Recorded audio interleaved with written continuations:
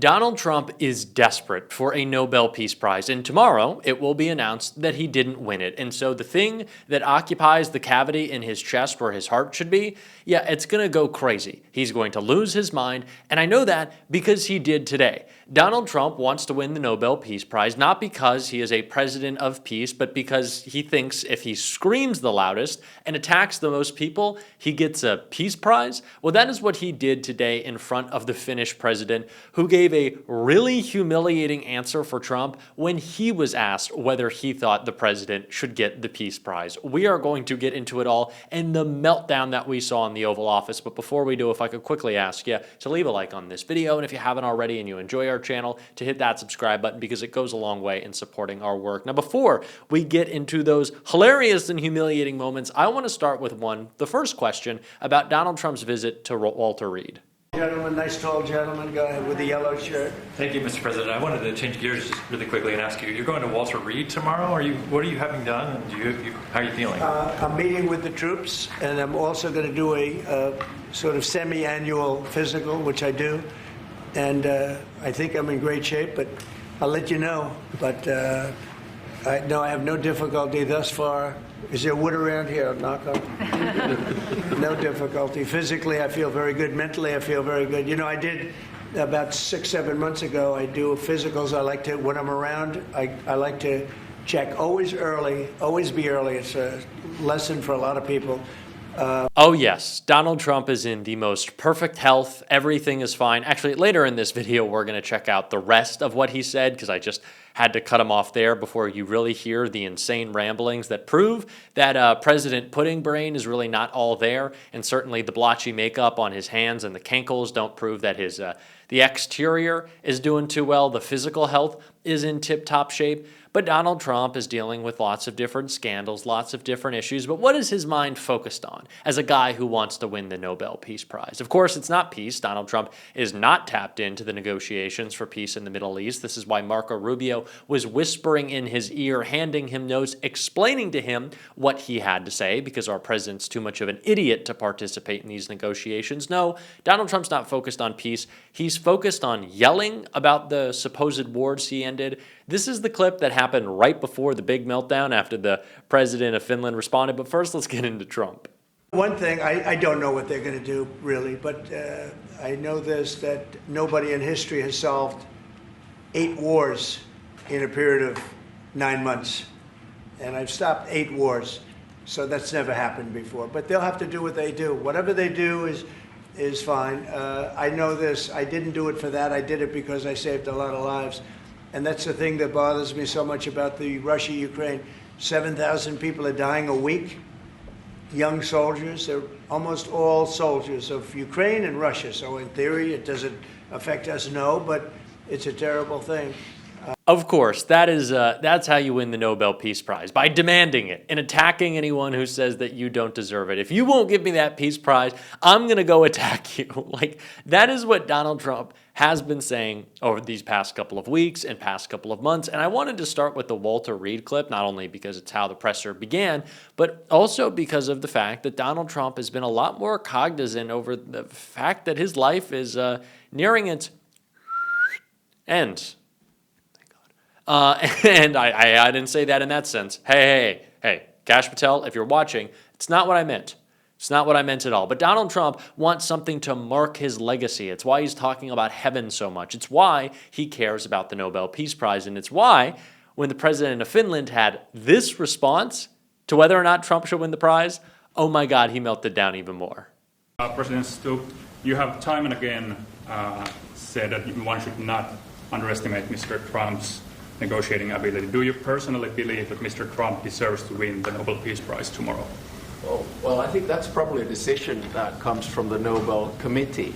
And my take is that there are 2 key pieces that have to be solved in the big picture. One is in the Middle East, and we're seeing the results of that. And then the other one is between Russia and Ukraine. And once those are solved, I don't see any impediments to it. Do you plan to nominate Mr. Trump next year if he doesn't win? This year? I think probably the best nomination would be coming from Zelensky and then the King of Jordan. those would be two that would come. But I think you have to, I mean, my experience with the Nobel Peace Prize comes from Martti Ahtisaari, the former president of Finland. He got it in 2008, and he got it because he negotiated 3 peace agreements on 3 different continents. Namibia in Africa, Kosovo, Serbia in Europe, and then Aceh in Indonesia. And his message was always that when you do a peace agreement, the key is that it looks like an equal match, that the big guy doesn't win over the small guy, and vice versa. But I have to say that the track record of the President of the United States in the past 7 months, 8 months is rather impressive. That response was the most tightrope walking bullshit I have ever seen in my entire life. Like, if he wanted to just be in Trump's good graces, he would have been like, yeah, why wouldn't he win the Peace Prize? But he's like, I think, you know, you got to do some stuff, and maybe if he does more stuff and stuff that he hasn't done and stuff that he says he wants to do and stuff, and I think that's up to them, and Donald Trump is presenting it like it would be the greatest tragedy in the history of the Nobel Peace Prize for Donald Trump to not win the Nobel Peace Prize, even though I think a bigger tragedy is who has won it. Like Henry Kissinger has one of those. That doesn't really seem to make a lot of sense. But there's one other person that Donald Trump doesn't particularly think should have that prize as he went on this meltdown, which, oh baby, it continued. But he was talking about Barack Obama. Barack got the Nobel Peace Prize for way less than you did, and President Obama got the Nobel Peace Prize for way less. For doing nothing. Exactly. Obama got a prize. He didn't even know what he got. He got elected, and they gave it to Obama for doing absolutely nothing but destroying our country. No, he was not a good president. The worst president was Sleepy Joe Biden. But Obama was not a good president. Are you going to do something with the They gave him a prize. How many months after he won the election, then they gave him the Peace Prize, right? It was right after he was elected. My election was a much more important election. The only thing that he did was destroy our country, and we don't like it. It was bad, and I've destroyed it as well, but differently and better. And it's like, what are you saying, man? He is so caught up in Barack Obama. It's the only thing he can ever think about. Like, I know it's probably because, you know, some of the downstairs material isn't what he wants it to be. I'm not going to say those words directly. I think you can understand the point that I'm alluding to, and that really drives Trump crazy because he's always talking about big, strong men, and clearly Donald, frail, falling apart, full of Big Mac grease, is not that. And he's a little jealous of other bits and pieces of Barack Obama, not just his brain and his ability to speak in clear and coherent sentences, something that Trump can't do. But no, the meltdown over Obama, that was expected. What I didn't expect is that he would just continue talking about how he's ended wars and can't end wars, but can end wars. Just listen. More closely together, having to do with Russia, Ukraine. Yeah. And I would have thought that would have been easier because that would be number 8 for me, number 8. And I would have thought the Russia deal maybe would have been one of the easier ones. And unfortunately, last week they had over 7,000 soldiers die. He really loves to demonstrate to us just how dumb he is, doesn't he? He's like, I thought it would be easy. And my favorite was when Trump, after meeting with Zelensky, said publicly and several times, I think I now have a better understanding of the military and economic conditions on the ground.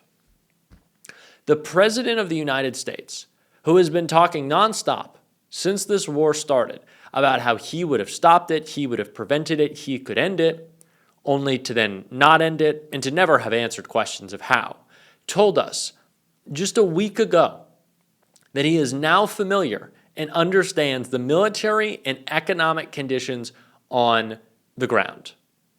Not a stable genius, in my opinion. Not really a guy who should be running the shop. Are you serious? I thought it would be so easy. This is the attitude that Donald Trump and everyone in his administration, they bring to governing. They think it's a game. They think it's a show. They think it's theater when lives are at risk, both in Ukraine and, of course, at home. In Gaza, they don't care. This is all a joke to them.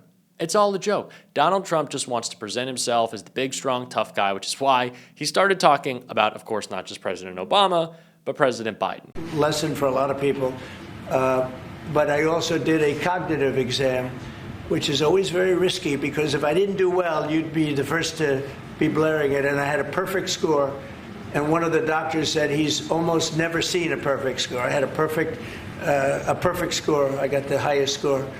And that made me feel good. When they asked, would I like to do one, I said, yeah. I said, did Obama do it? No. Did Bush do it? No. Did Biden do it? I definitely did. Biden wouldn't have gotten the first 3 questions right. No, Biden didn't do it. Biden should have done it. I'm actually a person that believes that if you're president, you should do a cognitive exam. But last time I took a cognitive exam, and it was a perfect score. The doctors announced it. I think the most damaging moment for Trump, which I don't know why we don't talk about more, is when we did man, camera, person, woman, TV, and the elephant. And he's like, well, the beginning of the test, you have to say, well, that's an elephant. And I know elephants, but it gets harder from there. It's like when you take a cognitive test, it's not a victory if you pass. It's a sad moment that you had to take it. And our president is celebrating having to take one. Can we think about that? It is a difficult moment when you have to check someone's cognitive ability for their own safety, for yours, people around them. And Donald Trump sees it as a victory. That is the point of his ego that we are at. Eesh. But this is what he obsesses over. He obsesses over IQ and who's smart and who's not. And he said it about his son-in-law. And I think this is an important point. Stick around for what I have to say. Well, okay, let me just answer the Jared. So Jared's a very smart guy. He did the Abraham Accords. As some people say, the Abraham Accords, which I love the way that sounds. But he did the Abraham Accords. It was a great thing for big countries. So Donald Trump is talking about Jared Kushner, who's been a part of these negotiations, will supposedly be a part of rebuilding Gaza. What Donald Trump, of course, wants to do is put some hotels there, some Trump hotels. But Jared Kushner, one of the most under-the-radar corrupt players in the whole Trump of it all, got $2 billion from the Saudis for his private equity fund. Let's remember that. And he's getting more money. That was the OG grift. Jared Kushner got that money on the stipulation that he could not participate in running the fund. That's how fucking stupid he is. And Trump says that guy has a high IQ? I don't think so. Not at all. We're going to keep on calling out these idiots on this show every single day. And if you want to support that, as always, you can hit that subscribe button, leave a like on this video. If you stuck around to the end, drop a blue heart in the comments. And if you want to watch me fight with a different idiot, Piers Morgan and Michael Knowles, that's going to be right there. Check it out. It's a great video. Keep on fighting. Don't let them silence you. And until next time, I'll see you soon.